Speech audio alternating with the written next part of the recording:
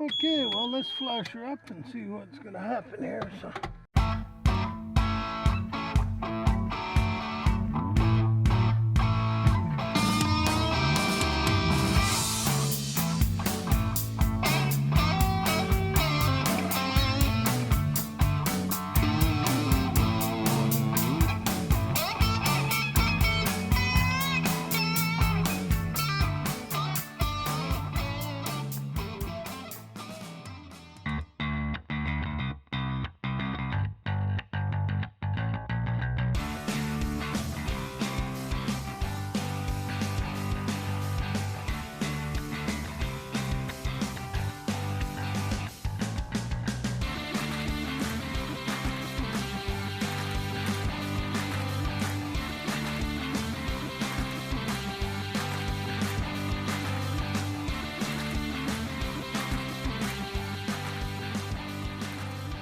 Welcome to Jim's Hangar. Let's talk about this particular 182 that I purchased. Now, what I really like about this particular one is it's got a 2-blade prop, where most new ones have 3-blade props. But this thing will climb like a scared ape. Like it'll go up at 60 knots and she's just climbing crazy, where a 3-blade you'd have to lower the nose a little bit. Like I'm not sure why a 2-blade will out-climb a 3-blade, but it seems to be the case from where I look at it anyhow. So I like that. It's a cheaper prop, dollar-wise, and it's easier to service than a 3-blade. So that's, to me, is a bonus. It's got fairings for these wheels, but I haven't got them on because I go into a lot of gravel strips, a lot of mud strips. And of course, here in Alberta, you get a lot of ice and mud. So if you have fairings on there, what'll happen is they'll jam with mud and you'll land and it'll be like landing with a brake on, you know. So that's why the fairings aren't on. They look nicer with fairings. They say it gives you about 4 or 5 more knots, but I can suck it up because of the strips I go into. Another thing, I think I talked in the last video about the braces in the middle, which they hold the structure of a floats better. See, it's got a set of floats on it, and it adds this rigging here, which is for float fittings. You'd never see that on a normal 182. And of course, so the engine frame has to be stiffened up, and this is part of it, and it's all tied in everywhere, so that the stress of the plane can go all over the place instead of just being stressed on the bottom. Because if you just had this on the bottom here and just screwed it to a frame and you got a set of floats, well, when those floats hit the water, you try to be gentle as hell. But really, when those floats hit, there's a shock load there. And the shock load is because of these braces gets transferred all over the plane. So that's very important, especially for a float. This is another handle you have in a float plane. You wouldn't need this on a normal plane because you can stand up here. And now, because you're on water, you got to climb up here, put fuel in the fuel tanks out of jerry cans.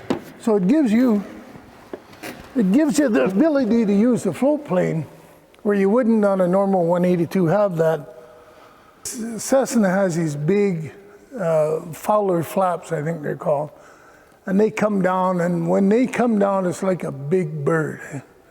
So it's amazing how big they are. It's this whole piece back here, where when they come down, maybe I can drop them a little bit. You see how big they are?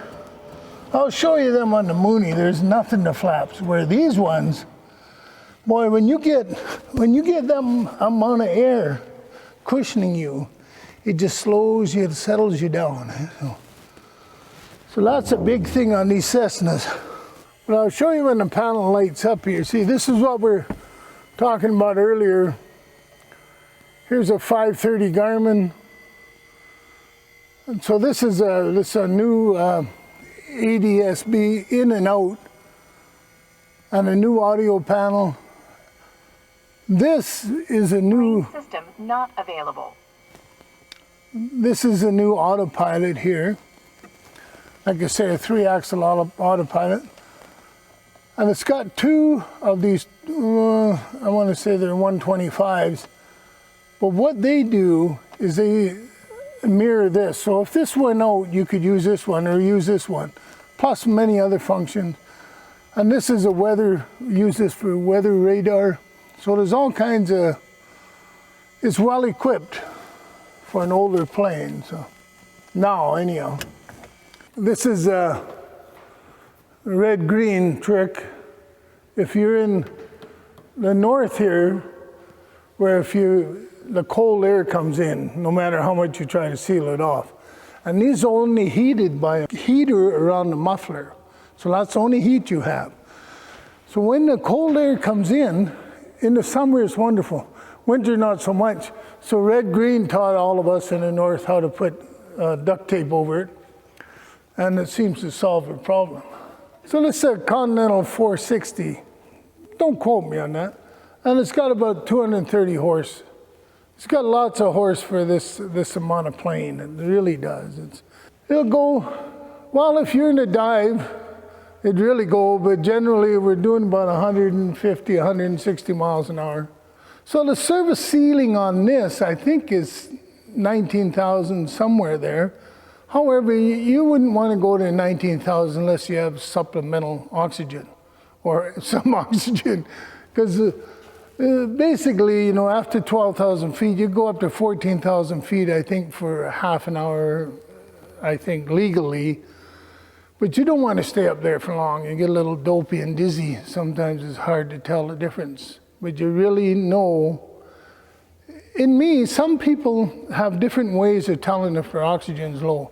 Mine, I'll start repeating stuff. I'll look at the speedometer and I'll say, oh, I'm doing 160, and then I'll look again, am I doing 160? Because your mental process gets screwed up with carbon monoxide. So different people have different ways of telling. They have blue fingernails, but if you can see your fingernails are blue, I think you're in trouble already.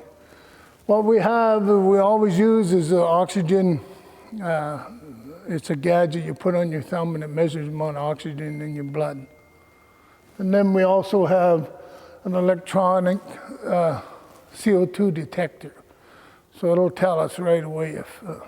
It's a shame I got rid of the last one, but it didn't have a float kit on. So if I actually use the floats this year, that's the thing. Hopefully I'll use them. And if I do, I'll get a lot more enjoyment out of it than just on wheels. Favorite thing about a Cessna is they're very forgiving.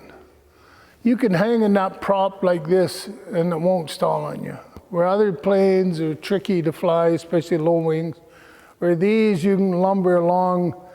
You know, I believe anyhow, it's pretty hard to do anything in these dangerous, other than if you get into too steep a turn. But even then, if you go in a spin with this, you can get it right out. Where there's lots of planes, you go into a spin like a flat spin, and you can't get it out. Where these, you can always get them out. So as long as you got a little altitude, you should be pretty safe. What I don't like about Cessna or any other plane is the cost. The government forces us to pay for fuel and the taxes and the redundancy. I don't mind if it's to do with being safe, but they tax the hell out of you. It doesn't matter whether it's safe or not. Well, thanks everyone for coming to another chapter of Jim's Hangar, and we'll see you down the road. May all you skies be blue.